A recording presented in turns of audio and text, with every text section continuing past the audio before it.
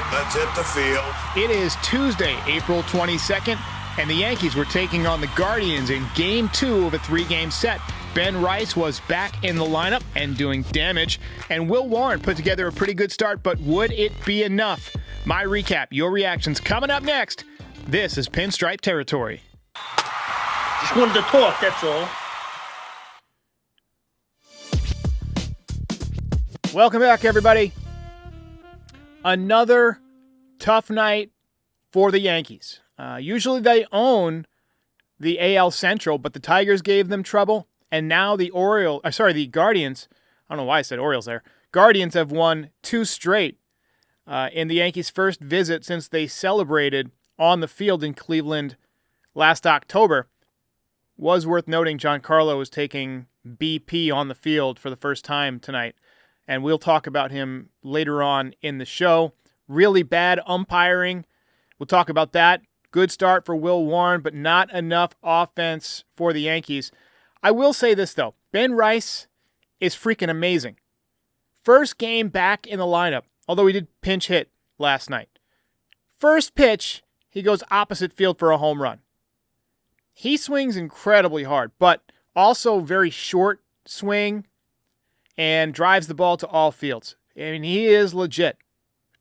And if he keeps making consistent contact, I can imagine him keeping this up, which is going to make the decision when Stanton comes back and when LeMahieu comes back very interesting. He only played about 350 games from the time he graduated high school until he made his major league debut. And he's a guy that during COVID rounded up other prospects and professionals in the area to organize games so he could get cuts in. The guy just loves baseball, and he crushes baseballs. But tonight, it was not enough. And we've got a lot of comments here about Anthony Volpe, and we will talk about him. I know we talked about him last night, but he had another tough night. But as I was saying, first pitch of the game, Ben Rice went deep. 105-mile-an-hour exit velocity, 377 feet. Home run number 6 on the season. He had 7 last year in 152 at-bats. He is over his rookie eligibility, by the way, because of those 152 at-bats. And this year, he has 6 home runs in his first 66 at-bats. He went 0 for 3 after that in the game, so it's 69 at-bats, though. Still quite nice. 4th leadoff home run for the season for the Yankees. I know that Goldschmidt had one, Wells had one. Or does Wells have 2? I feel like somebody else hit one. And Rice. Maybe Rice has a couple. Aaron Judge doubled in the 6th inning. That was his 3rd hit of the game, his 7th double of the season. He went 4 for 4 tonight and is back up over 400 on the season. He is hitting .411. His on-base percentage right now is over 500. His OPS is 1.231. But we're going to need some help in the lineup other than him because a lot of guys not hitting right now. Cody Bellinger has been kind of brutal. I mean, we got a comment here that says Cody Bellinger is literally Alex Verdugo 2.0. And did you guys see that Verdugo got 4 hits yesterday, day or two ago against the in his first or second game with the Braves? I'm sorry, I don't have my details on that, but I did see that he had 4 hits. I hope you guys appreciate Judge. A lot of people wanted to trade him last year, but I will say this. Until he does it in the playoffs, and we talked about this all winter, he's going to have a cloud that hangs over him. And, he's going to have a couple of very big playoff series. Do what Giancarlo did a couple of times, and he'll win over the remaining anti-Judge contingent. Guardians tied it up in the 6th inning. They knocked Will Warren out of the game after 82 pitches. He left 2 runners on base, and they both came in to score against Mark Leiter. Not sure Mark Leiter was the move there. He threw another one in just for the hell of it, Leiter. We got a call that I'll play later that, Tim Hill could have been a spot there. I mean, because Tim Hill gets ground balls, right? And that's a spot where you get a nice, easy ground ball, you're done. But Aaron Boone's bullpen management is questionable. And I don't blame people who are a little bit perturbed. Hunter Gaddis in the game in the top of the 8th inning. I got a little teary-eyed when they were talking about Juan Soto's home run to put the Yankees in the World Series. Genuinely one of my favorite Yankees memories of all time. And they're right, it was a surgical at-bat. But it's just a shame that it got spoiled by what happened that winter. So another tough day for Anthony Volpe. He struck out in a huge spot with the tying run in scoring position in the top of the 8th. And we've got a lot of comments about Volpe. Texas Gardner says there was zero doubt that Volpe was going to strike out. I got to say, I didn't have a lot of hope. Parks and Young says, when is the Volpe experiment going to be terminated? Alex says, Volpe sucks. Terrible, terrible, terrible. Tell us how you really feel. It was bad. And he continues to struggle now, hitting 209, 0 for 3 on the game. He did have a walk, and he didn't look great at short. He hasn't looked great at short the last few days. So that's worth noting. Tough loss for the Yankees. They dropped their second game in a row.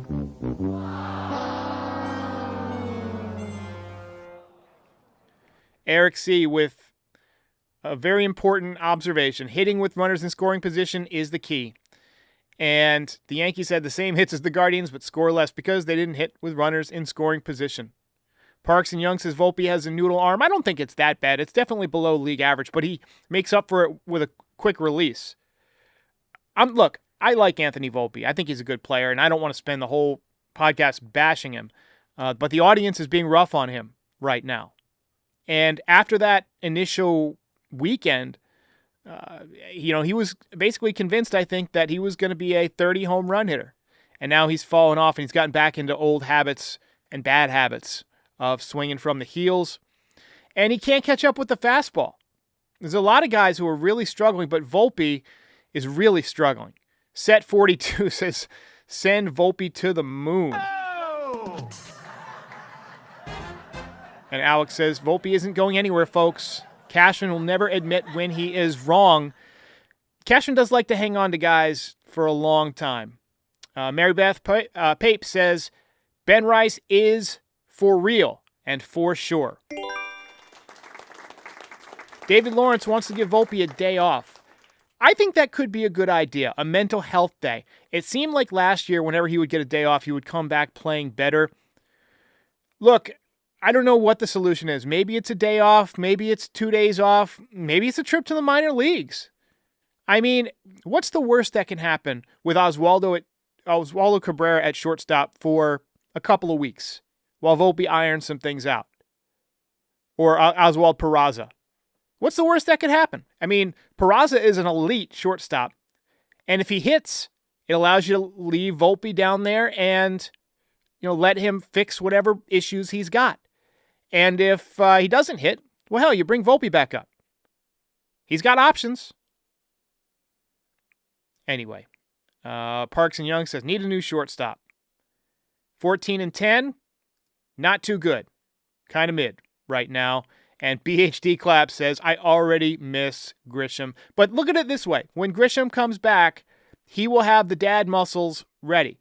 We got a super chat here from D's channel. He says, Yankees have plans tonight after the game because only a 4-pitch inning in the 9th inning. Definitely not worth watching any of those at-bats. It was kind of a weak 9th inning. Dominguez swung at the first pitch and flied out. He was my Nostraderic prediction that he would go deep. I've never been so wrong in my whole life. By the way, we've been doing pregame shows the last couple of days. I'm probably going to, tomorrow's the day game, so we're definitely not going to do one in the morning. But I might do a nighttime show, like a series recap show. We'll see how it shakes out. I'm definitely going to do something after the game, a post game of some kind. It might not be immediately after the game. I've got some stuff in the afternoon. And then we'll resume with the pregame shows on, what day is it? Friday. On Friday, they're back home against Toronto. So look for a pregame show about 4:15, 4:20, 4:30, whenever they announce the lineup on Friday. And I'm trying to squeeze it together. I know I get less views on the pregame show, and I'm not that worried about that. I mean, the people will come, I think.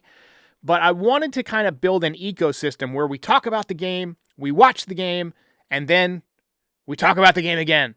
So, we're going to do some more of these voicemail shows pregame. So feel free to call in throughout the day. We got some more voicemails. But first, let's talk about Will Warren, who I thought threw the ball pretty well tonight. 82 pitches, 52 strikes, 7 whiffs.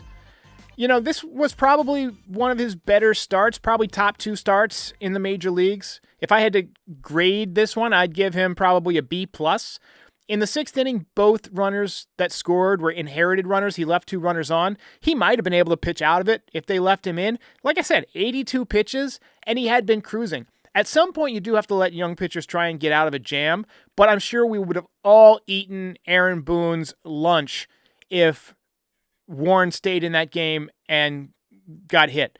Honestly, the best move, pull him after 5. Qualified for a win, up 2-0, and then you start a relief pitcher with a clean inning. Whether it's Tim Hill, whether it's Mark Leiter, whether you go to Weaver a little bit early in a tight game.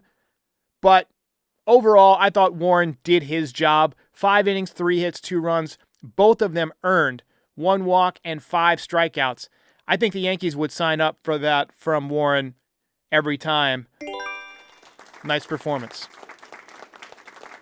However, there were some bad performances tonight. The umpiring has been an absolute shit show this year. I have been watching baseball since 1987. I remember back when Mel Hall threw his hands up on a walk-off home run, and they used to show it on MSG commercials. I remember Spike Owen. I remember Andy Stankiewicz and Matt Noakes, the all-time pop-out king. Crouch down real low and then would try and pull everything and pop it up. I remember he got hit in the ribs and threw the ball back at Roger Clemens almost as hard as it came in. I remember vividly, for some reason, games from 1991 and 1992. And let me tell you, even in my childhood memories, I cannot recall umpiring being this bad. The umpiring has been pure bollocks this year.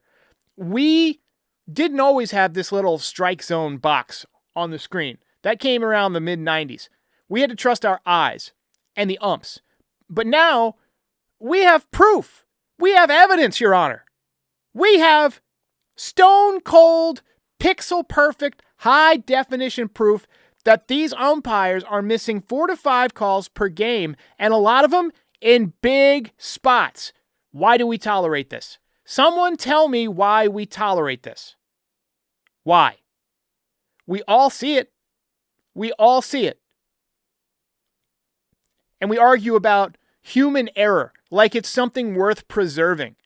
What exactly is the virtue of human error? Why is it good? Please enlighten me on why that matters. Is this baseball or theology? What else do we celebrate the human element of mistakes? We don't say, my pacemaker, it's got that human element, adds character to the plane when the wing is a little bit loose. No one's ever said, hey, this anti-lock brake system is nice, but you know what's really missing? Random fucking failure in big situations. But in baseball, we're clinging to the idea that a guy guessing 200 times a night and has a 92% accuracy rate is somehow better than a system that can be right 100% of the time. Let me ask you guys this. If you had a GPS, okay, that could take you anywhere you want to go without missing a single turn, would you rather have that, or would you rather have some guy going like, I think that was my exit? Come on. Because that's what we're doing. And don't give me the Jobs excuse. We're not eliminating umpires. You still need someone to call safe route on bang-bang plays, on foul tips, on check swings, plays at the plate, catch, no catch, balks, interference, and a dozen other damn things. You just don't need an unreliable meat thermometer behind the plate. In fact, ABS doesn't go far enough. Give me a full robot strike zone. Now, give me lasers and sensors. Put a Star Wars droid back there for all I care, holding a clicker. I don't give a shit what it looks like. I want the right call. Because we can get it right. We can get it right. Every time I feel like a politician. We can get it right. We will get it right. This isn't 1987 anymore. I have a TV in my pocket. My coffee machine says my name. It's time for baseball to evolve. Everything else has. Every other sport has. The umpiring has got to be better. Info says, give me frickin' sharks with frickin' lasers on their head. That's all we're asking for. Can a guy get some sharks with frickin' lasers? Let's talk about a situation that is fast approaching. For those of you who are listening, and I know that's a not insignificant number of people, we're showing Ben Rice's StatCast numbers on the screen. His MLB percentile rankings, which are elite across the board. Now, for a few weeks, we've been saying, well, the Stanton-Rice thing might work itself out. It'll probably fix itself. Well, guess what? Giancarlo Stanton's coming back soon. He's hitting on the field. That's all he does. He doesn't go on rehab assignments. He hits off the traject machine, and then when he feels his swing is right, he goes on the field, and once he starts putting him in the bleachers, guess what, baby? He's back in the lineup. Yankees are going to have to make a decision here. And I hear Michael Kay. I hear him saying that the Yankees won't go with a platoon at DH with Stanton against lefties and Rice against righties. I'm sorry. You have to. You have to. Ben Rice is too good. He can't be sent down. He can, but you cannot. It's irresponsible to send him down. You can't bench him. He can't play third base. You got Goldie at first base, although Goldie has slowed down. He was 1 for 3 tonight, but still hitting .371 with an .885 OPS. You cannot replace him. Ben Rice needs to be in the lineup. He's a better player than Stanton. He runs faster. He draws more walks. He strikes out less. And he hits for power. Yankees are in a tough spot. I think the way you have to go is you have to burn a roster spot on Giancarlo Stanton being a DH versus lefties. And to make things even more complicated, you can forget third base because that's about to get more crazy with DJ LeMahieu coming back, a veteran who, by the way, hit the hell out of the ball at Double-A tonight. But I know it was Double-A. But you really think Boone's not going to give him at-bats? Boone is absolutely going to give him at-bats. So this is going to be a tough decision. We'll see how it shakes out. Quick word from our sponsor, and then back with some calls. We got a few calls and some more comments. I got to give a shout out to today's sponsor, True Classic. If you're looking for clothes that don't break the bank and actually fit, True Classic is the move. I am wearing a True Classic shirt right now. Since they sent me a package of them, I've been wearing them pretty much nonstop because they are so comfortable. They're light. They fit well. As you can see, they form to the body well. I've lost a bunch of weight lately, and I just needed some transitional clothing, and they came along at the perfect time. They have long sleeves. They have short sleeves. It's great for taking a walk, for when you go to the gym, or when you're just hanging around the backyard with your dog. So whether you are layering up and getting ready for winter, or trying to relax and enjoy the cool breeze in the springtime or the summertime, True Classic is the way to go. Visit trueclassic.com/stripe. trueclassic.com/stripe and elevate your wardrobe today. The Truth 99 says Bellinger is our biggest problem offensively. Now, he has been a problem. I don't know if he's our biggest problem. Jazz is hitting 161, and that's not good. His defense has been solid. Volpe has been bad offensively and has not been as sharp defensively recently either. Got some calls here. Start with this one. Hey, Derek Austin. So, I'm typically not one to, complain and harp on things, but I got to mention Anthony Volpe here. He just struck out with a weak hack on, it was just, it was tough to watch. I mean, he's reaching for balls. He's trying to pull balls, weak grounders, weak hacks and misses. They changed the air to a hit, but he's not making those plays. So, if he's not, showing the elite defense and at least getting that part of it. I mean, it's one game, but it's been tough. We got another call here about Volpe. Derek, it's Mateo.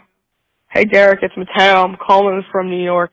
I'm 13. I've been listening to your show for the last 2.5, almost 3 years now. Diehard Yankee fan like you. Love this show. All right. And I just watched Anthony Volpe strike out again here in the 8th inning against Hunter Gaddis. He looks overmatched at the plate, can't hit a fastball for his life, and is just guessing on everything. Struck out on a terrible pitch with a terrible at-bat, and he's looking terrible ever since the first weekend with his torpedo bat. He has no contact, it seems, at times. He makes errors in, it seems like, the worst times, and he's just looking terrible at the plate.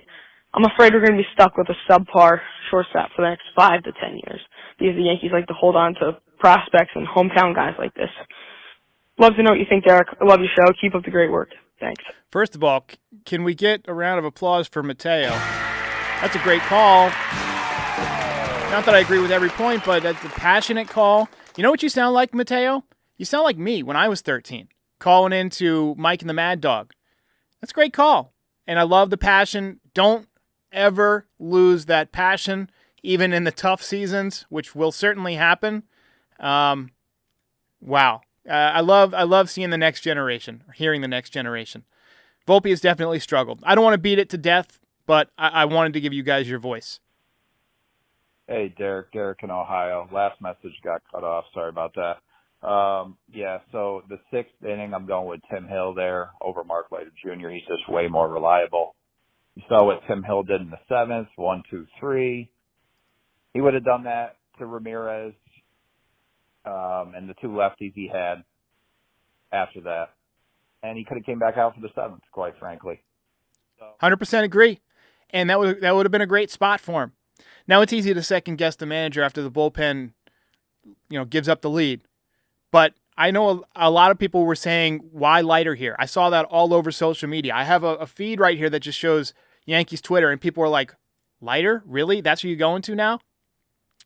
Honestly, if I was thinking after 5 innings, I would have pulled him. I mean, with a 2-0 lead, you leave the kid feeling good in a spot for a win if the Yankees tack on some runs. And, I thought it was a mistake to send him back out there for the 6th in the first place. But, Yankees bullpen has been a little bit overworked recently, partially because of Will Warren. So, that's the call that they made. Ben Leon says, Jazz makes checks with his mouth. His arse can't cash. Hey, Derek, New York Gamer here. Keep it really short and simple today. Can Jazz Chisholm Jr. stop pimping fly balls? Oh, please. I don't understand what's going on with this guy. It's either swinging out of his shoes or striking out. I'd love for you to address this because I don't know if I'm the only one. It's driving me bonkers, man. Bonkers. And it's starting to not make me like him. So maybe I'm in the majority here. I'm minor, or not the majority rather. But yeah, what the hell's going on? I like Jazz as a person and as a player. I agree with you 100%. If you're going to stand there and watch it, it better go 10 rows deep. 100% agree with that take. That is a great take. Now, we got comments like Sir Rogers says Jazz is 1,000% useless. Actually, it's maybe 1,000,000%. That's a lot of zeros, but there's no commas. That's why we put commas, because zeros, a whole line of zeros and various other digits, difficult to count without a comma. But anyway, tough night for the Yankees. They lose 2 in a row. Afternoon game tomorrow. I have a 2 o'clock appointment, so I'm going to miss a chunk of the game. I will try and be on right after the game, but I'm not going to watch the game during my appointment.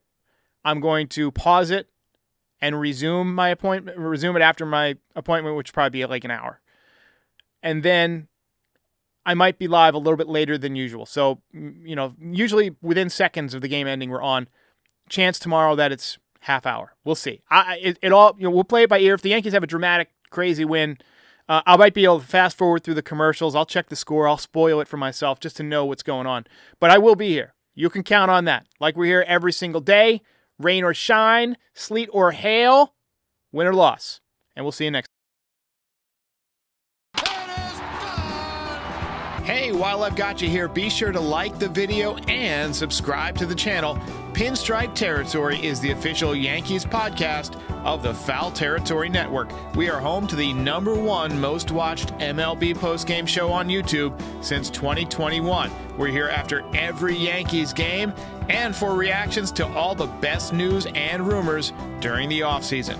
Be a part of the show by calling into the voicemail 718-899-1068. Try to keep it clean for me. And if you ever miss us on YouTube, be sure and subscribe on all your favorite podcast platforms. Go ahead and rate us 5 stars. It'll help other people find the show. Thanks for watching. See ya.